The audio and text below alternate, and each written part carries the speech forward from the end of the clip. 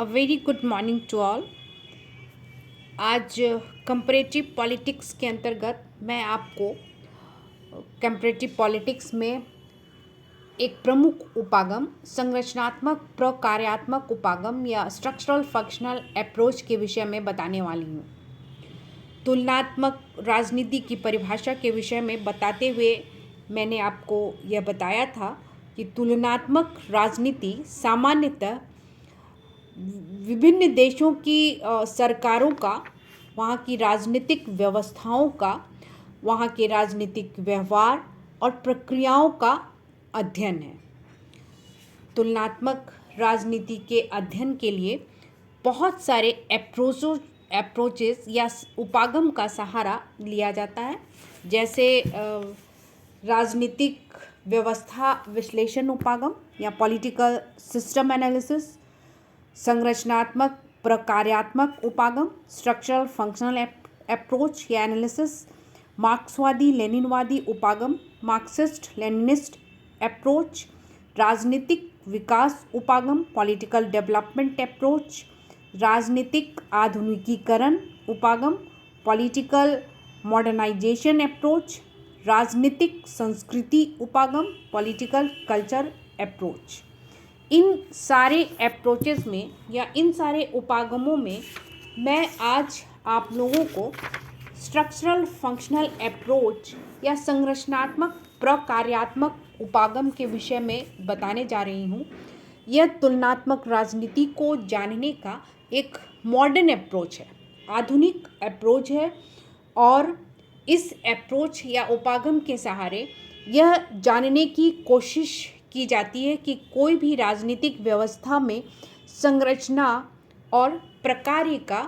क्या अर्थ है और क्या इम्पोर्टेंस है और किस प्रकार से राजनीतिक व्यवस्था में संरचना और प्रकार्य कार्य करते हैं। तो अब मैं इसकी परिभाषा को बताते हुए यह कह सकती हूँ या कहती हूँ कि संरचनात्मक प्रक्रियात्मक उपागम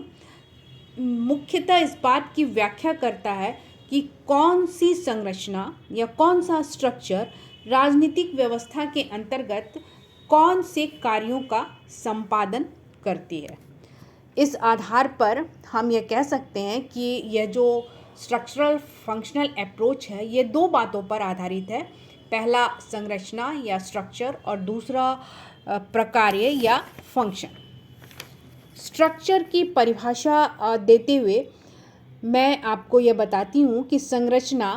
या स्ट्रक्चर किसी भी पॉलिटिकल सिस्टम में कार्यों के निष्पादन की व्यवस्थाओं को कहा जाता है। यानी कि किसी भी पॉलिटिकल सिस्टम में कार्य किस प्रकार से होते हैं, उसे हम उस पॉलिटिकल सिस्टम का स्ट्रक्चर या संरचना कह सकते हैं। और प्रकार्य या फंक्शन की परिभाषा देते हुए यह हम कह सकते हैं कि एक प्रकार्य या फंक्शन किसी भी पॉलिटिकल सिस्टम को बनाए रखने और उसको विकसित करने के लिए किया जाने वाला ऐसा क्रिया प्रतिमान है जो नियमित रूप से होता रहता है। अब हम यह जानना चाहेंगे कि आखिर राजनीतिक व्यवस्था या पॉलिटिकल सिस्टम हम किसे कहते हैं। आमंड ने पॉलिटिकल सिस्टम की परिभाषा देते हुए कहा है कि पॉलिटिकल सिस्टम अंतर क्रियाओं की वह व्यवस्था है जो उन सभी स्वतंत्र समाजों में पाई जाती है जो कम और अधिक विधि सम्मत शारीरिक बाध्यता को उपयोग में लाते हुए अथवा आंतरिक दृष्टि से और अन्य समाजों के संदर्भ में समाकलन और अनुकूलन स्थापित करने के कृत्यों में लगे होते हैं। आमंड की इस परिभाषा को अगर हम ध्यान में रखें तो हमें किसी भी पॉलिटिकल सिस्टम की 4 विशेषताएं मालूम पड़ती हैं। पहली विशेषता किसी भी पॉलिटिकल सिस्टम की यह है कि यह अत्यधिक व्यापक होती है। दूसरी इम्पॉर्टेंट बात किसी भी पॉलिटिकल सिस्टम की यह है कि वह एक दूसरे पर अंतर्निर्भर करती है। तीसरी महत्वपूर्ण बात पॉलिटिकल सिस्टम की यह है कि इसमें सीमाओं का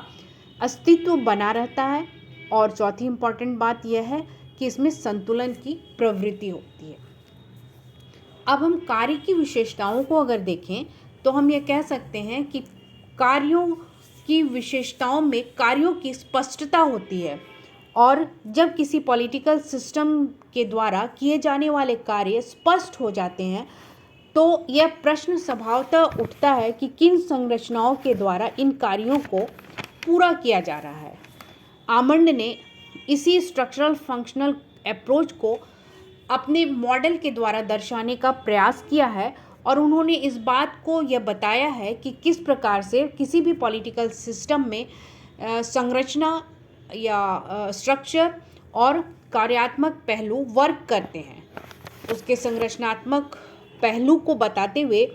आमंड यह कहते हैं कि संरचनात्मक पहलू के अंतर्गत कुछ राजनीतिक संरचनाओं को हम ले सकते हैं, किसी देश की राजनीतिक संस्कृति को हम ले सकते हैं, और वहाँ रहने वाले राजनीतिक अभिजन को हम ले सकते हैं। और पॉलिटिकल सिस्टम के कार्यात्मक पहलू या फंक्शनल अप्रोच को बताते हुए आमंड ने यह कहा है कि किसी भी पॉलिटिकल सिस्टम में पहले कुछ निवेश किया जाता है, और उस निवेश के आधार पर हम राजनीतिक व्यवस्था से कुछ मांगों को करते हैं।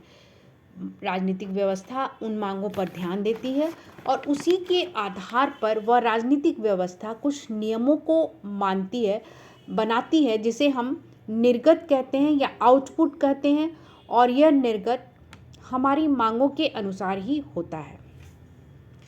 इस प्रकार संरचनात्मक प्रकार्यात्मक उपागम के द्वारा आमंड ने अपने सारे प्रोसेस में यह समझाने का प्रयास किया है कि किसी भी पॉलिटिकल सिस्टम में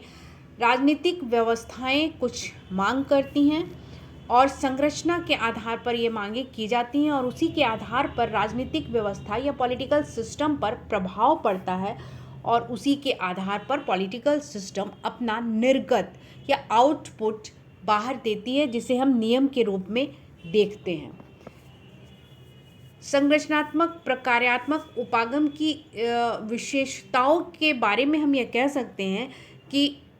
इस सारी प्रक्रिया को पढ़ने से यह पता चलता है कि संरचनात्मक प्रकार्यात्मक या स्ट्रक्चरल फंक्शनल अप्रोच में सारी राजनीतिक व्यवस्था पर बल दिया जाता है, जो कि विशिष्ट कार्यों को करती हैं, और इसमें जो विभिन्न स्ट्रक्चर्स होते हैं वे एक दूसरे पर निर्भर करते हैं। इस प्रकार आमंड ने अपने पूरे अप्रोच में इसी बात को दर्शाने का प्रयास किया है। हालांकि आमंड के इस प्रयास की थोड़ी आलोचनाएं भी हुई हैं, और आलोचक यह कहते हैं कि आमंड ने पॉलिटिकल सिस्टम के वास्तविक अर्थ को सही प्रकार से नहीं बताया है, लेकिन फिर भी पॉलिटिकल एनालिसिस में आज के समय में, आधुनिक समय में आमंड का यह जो स्ट्रक्चरल फंक्शनल अप्रोच है यह बहुत ही महत्वपूर्ण है। वास्तव में इस स्ट्रक्चरल फंक्शनल अप्रोच ने मॉडर्न पॉलिटिकल साइंस या कंपैरेटिव पॉलिटिक्स को एक नया अध्याय दिया है, और उसने एक सैद्धांतिक विचार प्रस्तुत किया है, जो कि विश्लेषण के रूप में बहुत ही महत्वपूर्ण सामग्री प्रदान कर रहा है। और इस अप्रोच ने तुलनात्मक राजनीति को साइंटिफिक बनाया है, कुछ साइंटिफिक फैक्ट्स दिए हैं, और कुछ आधुनिक टेक्निक्स दी हैं, जिससे कि तुलनात्मक राजनीति का अध्ययन बहुत ही लोकप्रिय बन गया है। धन्यवाद।